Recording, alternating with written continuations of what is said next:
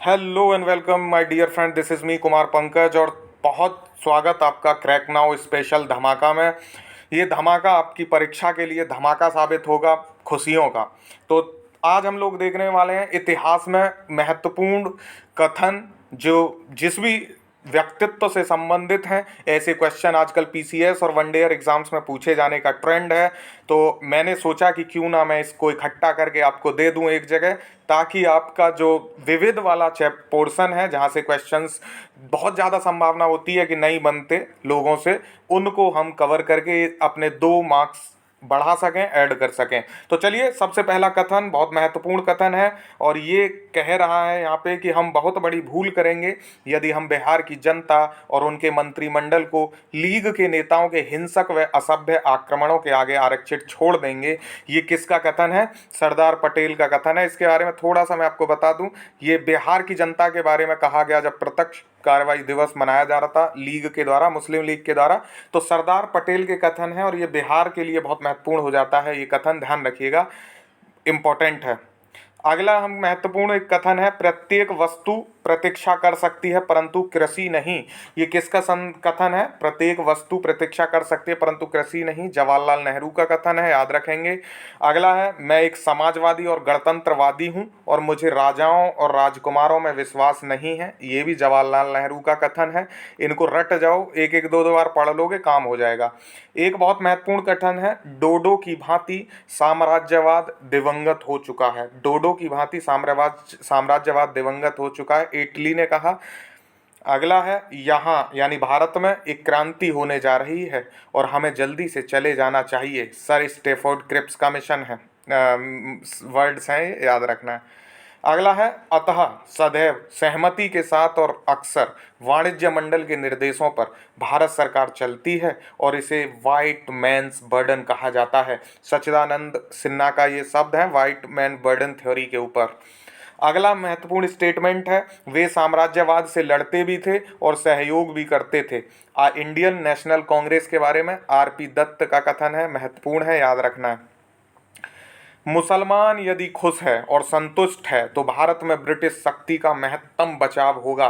W W Hunter के words हैं, याद रखना है आपको। मुसलमान यदि खुश हैं और संतुष्ट हैं तो भारत में ब्रिटिश शक्ति का महत्तम बचाव होगा, डब्ल्यू डब्ल्यू हंटर।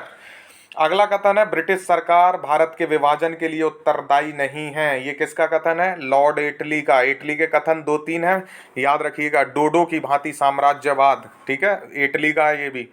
अगला कथन है, राजनीतिक स्वतंत्रता राष्ट्र का जीवन श्वास है। राजनीतिक स्वतंत्रता राष्ट्र का जीवन श्वास है, अरविंद घोष। अगला महत्वपूर्ण है, जब तक यह तीसरी शक्ति अथवा इंग्लैंड यहाँ है, हमारे सांप्रदायिक मतभेद हमें परेशान करते रहेंगे, महात्मा गांधी।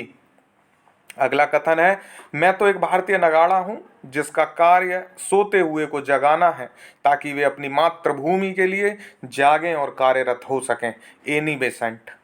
मैं तो एक भारतीय नगाड़ा हूँ, एनी बेसेंट। अगला है, राजा जनता के लिए बने हैं, जनता राजा के लिए नहीं बनी है। दादा भाई नौरोजी का महत्वपूर्ण कथन, याद रखना है आपको। अगला महत्वपूर्ण कथन है, भारत की मुक्ति महात्मा गांधी के नेतृत्व में नहीं होगी। सुभाष चंद्र बोस का कथन महत्वपूर्ण है, याद रखना है। अगला महत्वपूर्ण कथन देखेंगे, आज़ादी हमारी पहुंच के अंतर्गत है, हमें इसे कसकर पकड़ना चाहिए, महात्मा गांधी का स्टेटमेंट। बहुत इंपॉर्टेंट ये स्टेटमेंट है, इसको ध्यान देंगे आप। भारतीय शहीदों के खून का बदला लो, अपनी मातृभूमि को आज़ाद कराने के लिए अपनी तलवार का इस्तेमाल करो, पूरे भारत में एंग्लो अमेरिकन दुश्मन के खिलाफ उठ खड़े हो। ये रास बिहारी बोस का स्टेटमेंट है, याद रखना है आपको। अगला स्टेटमेंट है, न्यू लैम्प्स फॉर ओल्ड एक लेख श्रृंखला जारी होती थी, उसमें सर्वहारा वर्ग के साथ संपर्क से बाहर होने के लिए कांग्रेस की आलोचना की गई। तो आपसे पूछा जा सकता है, न्यू लैम्प्स फॉर ओल्ड लेख श्रृंखला कौन जारी करता था? तो ये अरविंद घोष से संबंधित है, न्यू लैम्प्स फॉर ओल्ड। ठीक है, आज के लिए यही स्टेटमेंट्स हैं जो इंपॉर्टेंट थी, उनको मैंने कवर कर दिया है। जो कुछ और स्टेटमेंट्स होंगी जिनको मैं ढूंढ पाऊंगा इंपॉर्टेंट, उनको मैं टेलीग्राम पे और अपने यूट्यूब चैनल पे रेगुलर डालूंगा आपके अपकमिंग एग्जाम्स तक।